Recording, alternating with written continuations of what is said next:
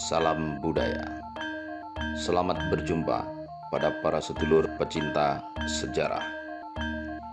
Di kesempatan kali ini, kita akan mengupas tentang kisah berdirinya Kerajaan Majapahit versi Babat Tanah Jawi. Ya, kitab Babat Tanah Jawi yang memuat riwayat Jaka Sesuruh ditulis pertama kali pada tahun 1718 Masehi oleh Pangeran Adilangu II, pujangga Keraton Kartosuro. Dengan demikian, naskah ini disusun setelah Majapahit runtuh hampir 2 abad. Itu sebabnya jalan ceritanya pun sangatlah berbeda dengan naskah Pararaton, Negara Kertagama, maupun dengan prasasti Kudadu. Misalnya, adanya tokoh Banyak Wide dalam Pararaton yang merupakan sekutu pendiri Majapahit. Sedangkan dalam Babat Tanah Jawi justru disebut sebagai musuh Majapahit. Dan inilah kisah selengkapnya tentang berdirinya Kerajaan Majapahit versi Babat Tanah Jawi.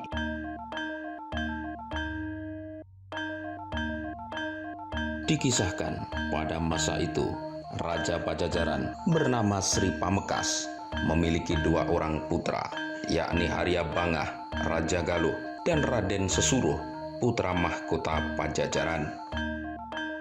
Pada suatu hari, ia menguji seorang pertapa sakti bernama Ki Ajar Cepoko yang terkenal sangatlah sakti dan sidik paningal.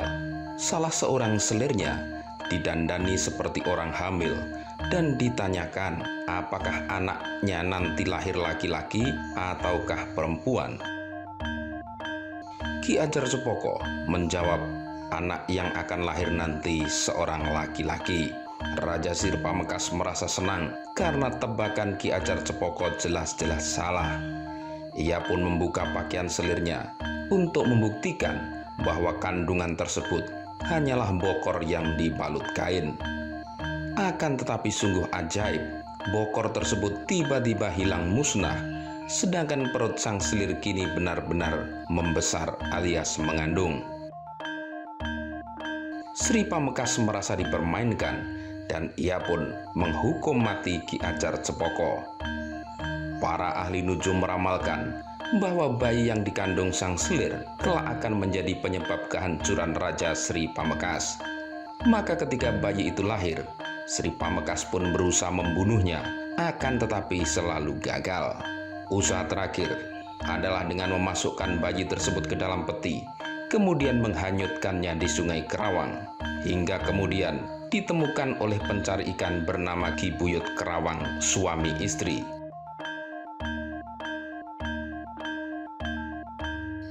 Beberapa tahun kemudian, bayi itu telah tumbuh dewasa, dan pada suatu hari ia melihat burung siung dan wanara atau monyet di tengah hutan. Maka kemudian pemuda itu menamakan dirinya Siung Wanara. Siung Wanara selalu bertanya apakah dirinya memiliki saudara. Ki Buyut Kerawang terpaksa mengarang cerita bahwa dirinya memiliki saudara di ibu kota Pajajaran yang menjadi pandai besi. Siung Wanara pun pergi ke sana dan tinggal di rumah pandai besi tersebut. Dalam waktu singkat, ia mampu mempelajari ilmu menimpa besi, bahkan melunakkan besi dengan jari-jarinya atau menggunakan lutut sebagai alas untuk menempa logam. Pada suatu hari, Siung Wanara masuk ke dalam istana Pajajaran dan memamerkan kesaktiannya. Sri Pamekas pun tertarik dan menjadikannya sebagai petugas pengadilan. Kesaktian dan prestasi Siung Wanara membuatnya semakin disayang raja, bahkan ia pun diakui sebagai anak oleh Raja Sri Pamekas serta diberi nama baru, yakni Banyak Wide. Pada suatu hari, Sri Pamekas menang perang. Banyak Wide alias Siung Wanara memberikan hadiah berupa tempat tidur besi yang dilengkapi pintu. Ia mengatakan bahwa barang siapa tidur di dalamnya akan mendapatkan kesegaran dan kesehatan. Raja Sri Pamekas pun percaya dan mencobanya. Banyak Wide tiba-tiba mengunci pintu tempat tidur tersebut dan menenggelamkannya di Sungai Kerawang sebagai balas dendam atas peristiwa yang dialaminya pada masa bayi dulu.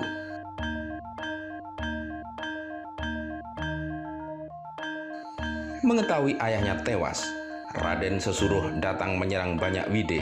Dalam pertempuran itu, Raden Sesuruh ternyata kalah, kemudian melarikan diri ke arah timur. Raden Sesuruh lalu ditampung seorang janda bernama Nyai Rondo Kaligunting. Sementara itu, Banyak Wide alias Siung Wanara yang telah menjadi raja mengumumkan akan menghukum mati siapa saja warga Pajajaran yang berani melindungi Raden Sesuruh. Nyai Rondo Kaligunting ketakutan, lalu mengajak Raden Sesuruh pindah ke timur, keluar dari wilayah kerajaan Pajajaran.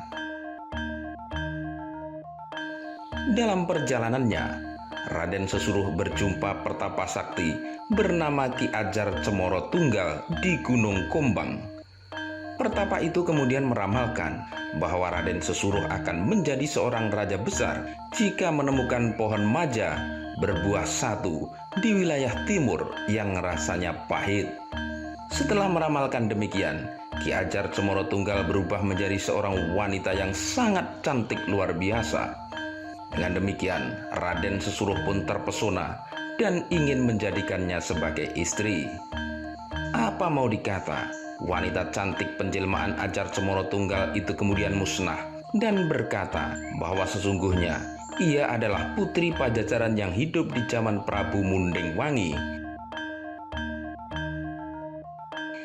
Prabu Munding Wangi adalah kakek Raden Sesuruh atau ayah dari Prabu Sri Pamekas.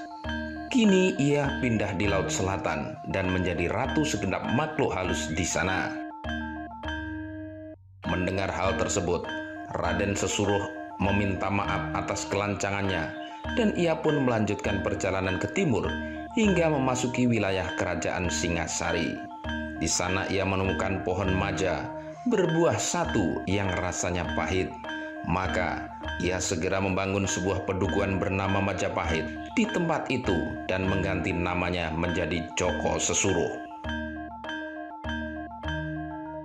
Pada suatu hari, Jaka Sesuruh menerima kedatangan kakaknya, yakni Arya Bangah, yang melaporkan bahwa Banyak Wide alias Siung Wanara telah merebut kerajaan Galuh dari tangannya. Joko Sesuruh dan Arya Bangah lalu bergabung menggempur kerajaan Pajajaran. Banyak Wide dapat dikalahkan. Joko Sesuruh pun menjadi raja Pajajaran dan memindahkan pusat pemerintahnya ke wilayah timur Pulau Jawa menjadi sebuah kerajaan besar yang kemudian dikenal sebagai Kerajaan Majapahit.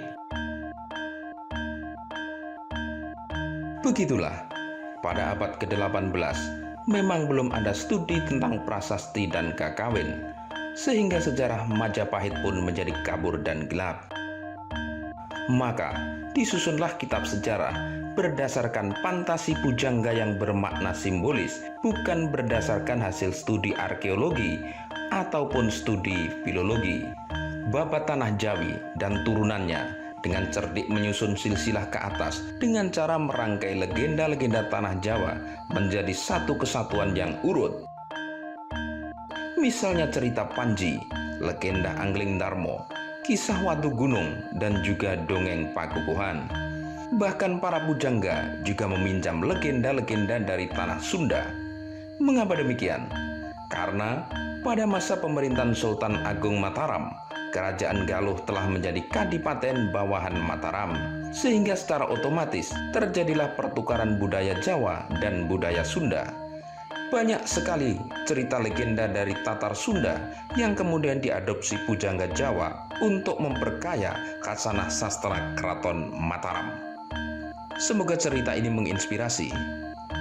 Babat tentu saja bukanlah sebuah kebenaran sejarah, akan tetapi setidaknya menambah pengetahuan kita bahwa sesuatu pernah terjadi di masa lalu. Semoga bermanfaat. Salam budaya.